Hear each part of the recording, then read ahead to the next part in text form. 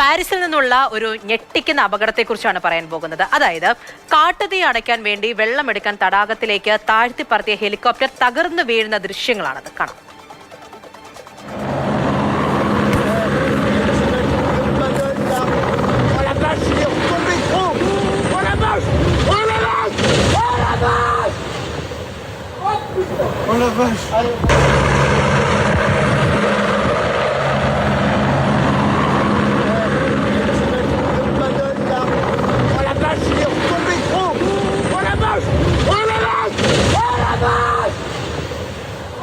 അനുശ്രീയാണ് നമ്മുടെ കൂടെയുള്ളത്. അനുശ്രീ, ശരിക്കും ദൃശ്യങ്ങൾ കാണുമ്പോൾ ഞെട്ടിപ്പോകുമല്ലേ? ഇതിപ്പോൾ ശരിക്കും എന്താണ് സംഭവിച്ചത്? അതിനുശേഷം ഇതിനുള്ളിൽ ആൾക്കാരുണ്ടായിരുന്നല്ലോ, അവർക്ക് എന്തെങ്കിലും മറ്റേ പൈലറ്റിന് ഉൾപ്പെടെ എന്തെങ്കിലും സംഭവിച്ചിട്ടുണ്ടോ? അതിനുശേഷം വരുന്ന റിപ്പോർട്ടുകൾ എന്തൊക്കെയാണ്? പൂജ, ഇത് ഫ്രാൻസിലാണ് ഈ സംഭവം ഉണ്ടായിരിക്കുന്നത്. ഫ്രാൻസിലെ പാരീസിൽ. ഫ്രാൻസിന്റെ ഒരു പ്രശ്നം എന്ന് പറഞ്ഞു കഴിഞ്ഞാൽ അവർ ഏറ്റവും കൂടുതൽ അഭിമുഖീകരിക്കുന്ന ഒരു പ്രധാന പ്രശ്നമാണ് കാട്ടുതീ. ഇപ്പോൾ പാരീസിലുണ്ടായിരുന്ന കാട്ടുതീ അണയ്ക്കാൻ വേണ്ടി റോസ്ഡേഡോ എന്ന് പറയുന്ന ഒരു തടാകത്തിനരികിലാണ് ഈ അപകടം ഉണ്ടായിരിക്കുന്നത്.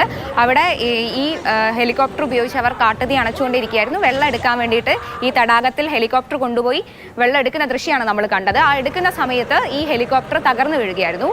നിയന്ത്രണം നഷ്ടപ്പെട്ടാണ് അതിന് അപകടം ഉണ്ടായിരിക്കുന്നത്. അതായത് ഇതിന്റെ പിൻഭാഗം വെള്ളത്തിൽ തട്ടിയതോടുകൂടിയാണ് ഇതിന് നിയന്ത്രണം നഷ്ടപ്പെട്ട അപകടം ഉണ്ടാകുന്നത്. അപ്പം തന്നെ അത് പമ്പരം പോലെ കറങ്ങി ഹെലികോപ്റ്ററിന്റെ ഭാഗങ്ങൾ ചിതറിപ്പോകുന്നത് നമുക്ക് ദൃശ്യത്തിൽ കാണാം. അതിൻ്റെ ഉള്ളിലുണ്ടായിരുന്നത് ഹെലികോപ്റ്റർ പൈലറ്റും അതുപോലെ തന്നെ ഒരു അഗ്നിരക്ഷാ സേനാ അംഗവുമായിരുന്നു. എന്തായാലും ഇവർ രണ്ടുപേരും അപകടം ഉണ്ടായ ഉടൻ തന്നെ തടാകത്തിലേക്ക് ചാടി നീന്തി രക്ഷപ്പെട്ടിട്ടുണ്ട്. അവർക്ക് രണ്ടുപേർക്ക് അപകടം ഉണ്ടായിട്ടില്ല. ആരും മരണപ്പെടുകയോ മറ്റെന്തെങ്കിലും പരിക്കുണ്ടാവുകയോ ഒന്നും ചെയ്തിട്ടില്ല. പക്ഷേ ദൃശ്യം നമ്മളെ പേടിപ്പിക്കുന്നതാണ്.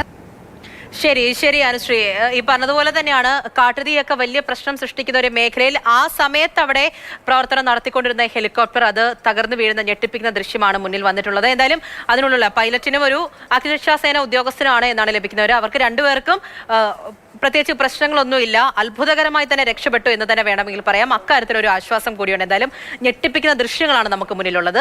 ശരി അനുശ്രീ.